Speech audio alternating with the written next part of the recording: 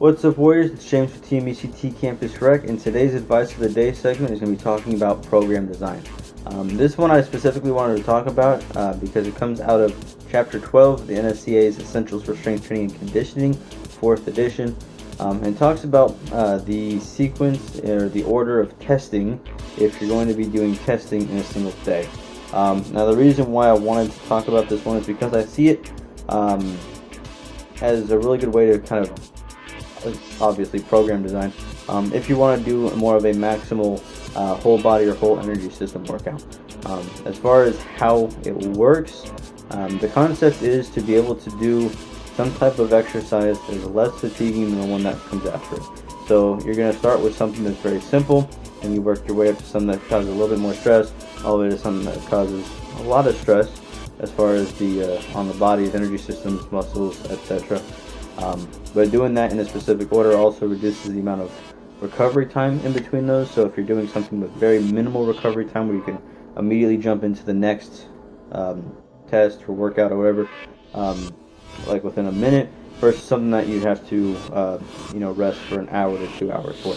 So with that being said, I'm going to kind of go ahead and break down the testing order, give the examples out of the book, and then examples of like what I would do in my workouts, and then kind of talk to you why we do it in that order for energy system reasons. So when you're considering your program design, you do want to start with something that's very non-fatiguing. The example in the book that they gave was to do something like a vertical jump.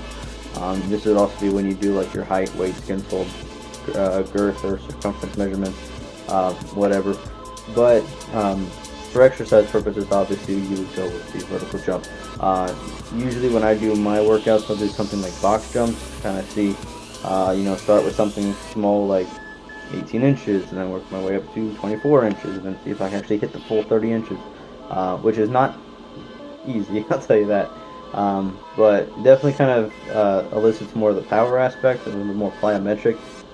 You're looking at the strength shortening cycle for your mechanisms there as far as the biomechanics go, so you definitely something that you want to consider. If you're just ran a mile, obviously you're not going to want to do a box jump, so you start with something non-fatiguing like that.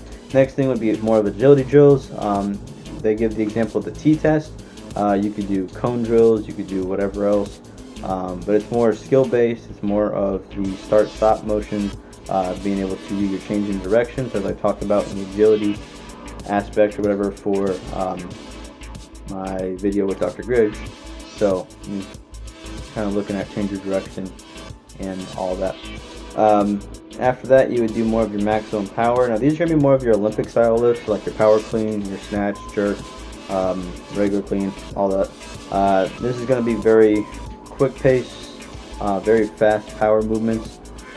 Usually they're a little bit easier than, let's say, what would come next, which would be the 1RM strength test, being that you're usually not going to be lifting as much. So let's say you're doing, 200, 250 on a power clean, which is pretty impressive, to be honest, since I do like, 165? I don't know. Besides the point.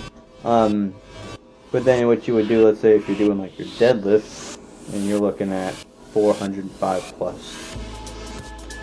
On the pound side there. After that, you would do some like sprints. This is where you start to get into different types of energy systems because your body's having to work with not having the ATP anymore.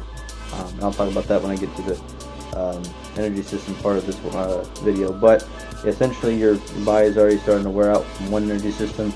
Now you're starting to get into a different energy system. But sprints are going to be a good one. It gives you an example of 40-meter dash.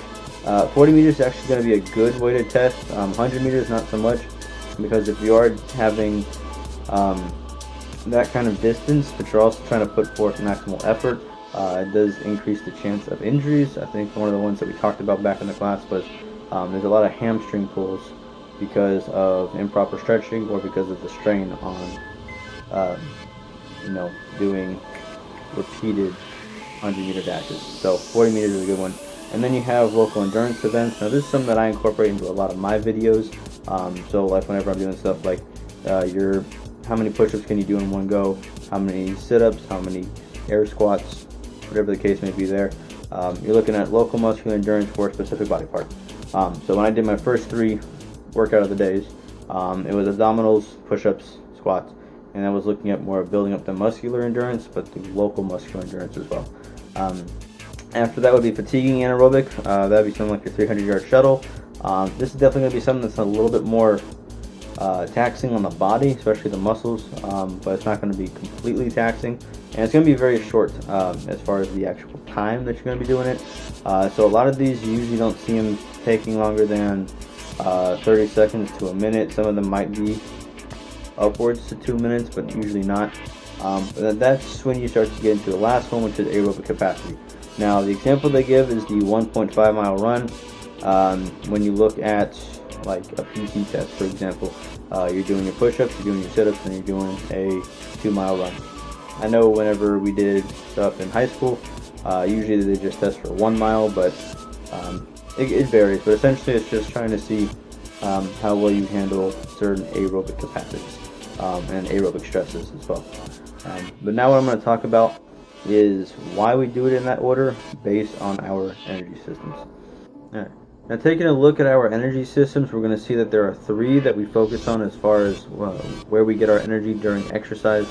You're looking at your phosphagen system, which is primarily comprised of ATP, phosphocreatine, or creatine phosphate, depending on how it's arranged.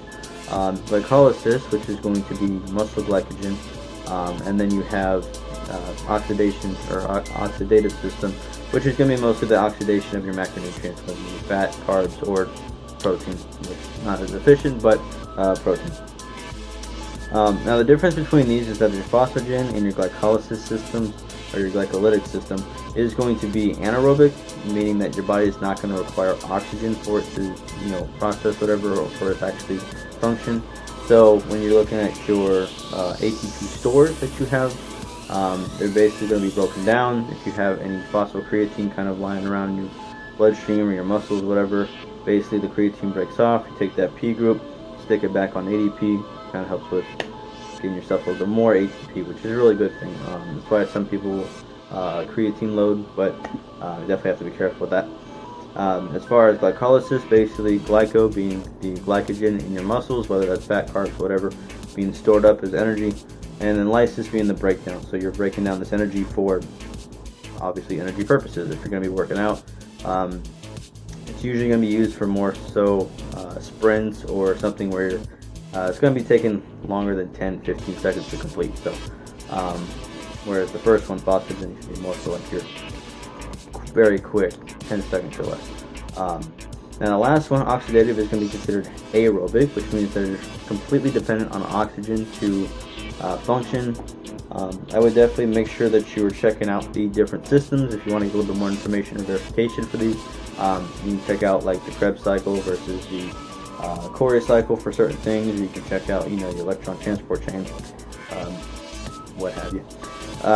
But you're definitely going to want to look at why your body, has these energy systems and why it has it in a specific order and how that relates to your testing sequence.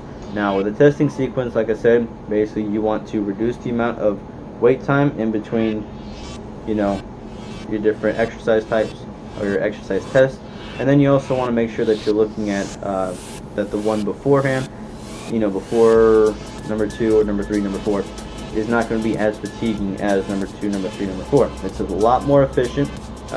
Biggest reason why they kind of do it like this is because imagine trying to do a 1.5 mile run. You're worn out, you're tired, you're just exhausted, your muscles are fatigued, you've already burned through a lot of energy, and then they're like, okay, cool, now go do a 1RM on your squat. Obviously, you're not going to be able to maximize your 1RM squat potential after doing a run. So definitely keep that in mind. But again, as this video is, supposed to be talking about, is using this whenever you're training. So if you are training and you're trying to get the most out of all your energy systems, doing a whole body, you could be doing HIIT, you could be doing some quick drills and then steady state and then endurance at the end or whatever else, sprint and then steady state. Something to keep in mind whenever you're actually designing your programs, and it could be for a whole month, a week, or a day, but just kind of something to look at. So I thought it was pretty interesting. I'm definitely going to be utilizing that tonight and probably for a while, as a way to increase my muscular endurance for that Spartan that I've been telling you guys about, which got pushed back to 2021.